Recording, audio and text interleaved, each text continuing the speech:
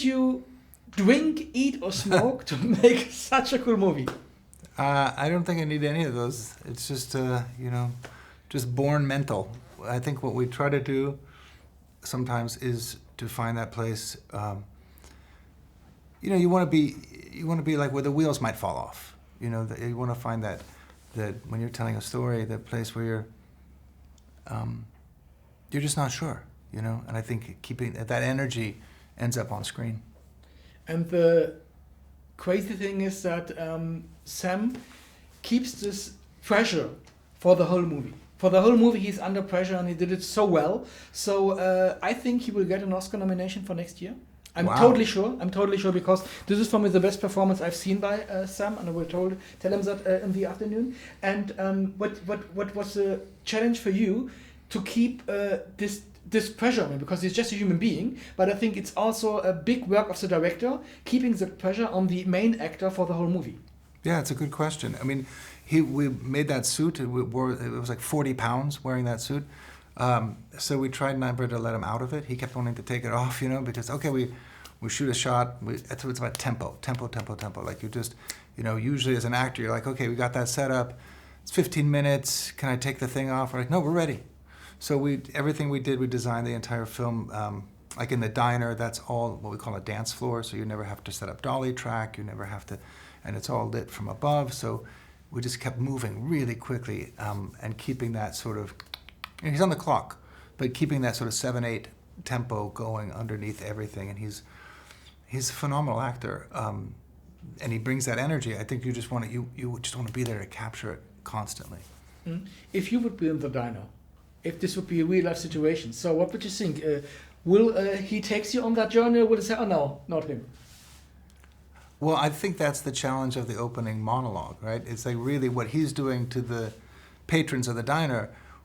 We're asking the audience, do you trust him? Who is this guy? It looks like he crawled out of a dumpster, and then slowly through that opening monologue, I think we all start to go, yeah, we're going to go on the journey with this man. There's something he's saying that taps into a zeitgeist. Like we all are sensing something's a little off right now. And did you think there is a chance for a sequel? Because he jumps back in the end, so he can jump, because we see in the end, he's coming for the 118th time back again, so we can start again. There's definitely more story to be told, yeah. The journey is just beginning. And what was the funniest thing on during the shooting that we don't see on screen? Maybe did you have some bloopers for us, some funny moments with all the stuff, that suits, the props? Well, I've never worked with actors who've gotten along so well. They would sing songs in the rain. So sometimes, as a director, you're exhausted. You're on the rooftop. It's raining. You're half day behind schedule. You're all of that, chaos, and then you just hear this singing in the distance, and they're singing, "Good luck, have fun, don't diarrhea," and because they all had a stomach flu when we were shot in South Africa. So they would just sing that song all over. And every time I was like, your energies, you're exhausted, and then you would just hear these like voices singing in the rain, huddled under the tent. They brought so much energy. And I think that reminds you, as a director, you're sort of the whole time, there's so much pressure, and then you hear that and you go, look what we get to do for a living. This is the greatest job ever. Mm-hmm. And what would you say, what was the hardest nuts that you have to crack during that movie? Was there any things that you have to fix? Because I know anything can happen on a film set. I think the hardest thing was getting it financed, and thank goodness for Constantine, because they really stepped in early and were believers from the beginning of this whole journey, and that's been tremendous. I think it's hard to get a movie like this made. It's nice to have people who still believe in the theatrical process and the experience. And I think watching this in a theater with other humans is so key to, like, maybe there might be places where you're not sure, like, am I supposed to laugh at this? And then you hear somebody and you hear somebody else. And then that communal experience, I think, is really critical. So my words about Constantine film, because I think that they have done the most of the production, because Oliver Berben was also named as a producer, as a main producer.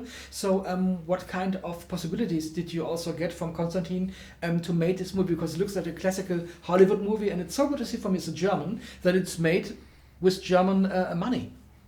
Yeah, cool. I think, I mean, a tremendous amount of freedom. I think they have a respect for the auteur. They were just tremendously supportive the entire time. And I think we live, you know, in a strange time with the theatrical experience, at least in the U.S. It's like if the studios just want franchise, they want to mitigate risk. I think you have the streamers are sort of shackled by the algorithm. And then you have sort of, you know, still you have believers out there. So would it be an option to do more movies in Europe, especially in Germany, with German things? I've really enjoyed the process, yeah.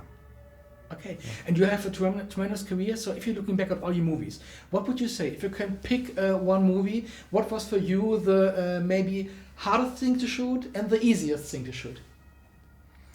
Wow, well, I think the most fun was probably on The Mexican, and I think the most miserable was The Ring.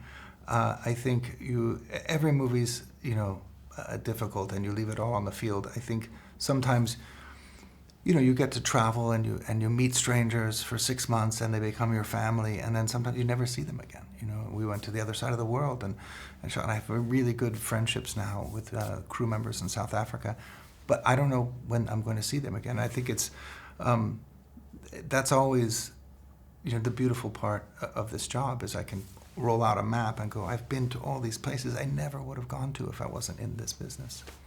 Thank you so much. Thank you. See you at the red carpet. I hope we can talk again. Please, I look forward to it. And yeah,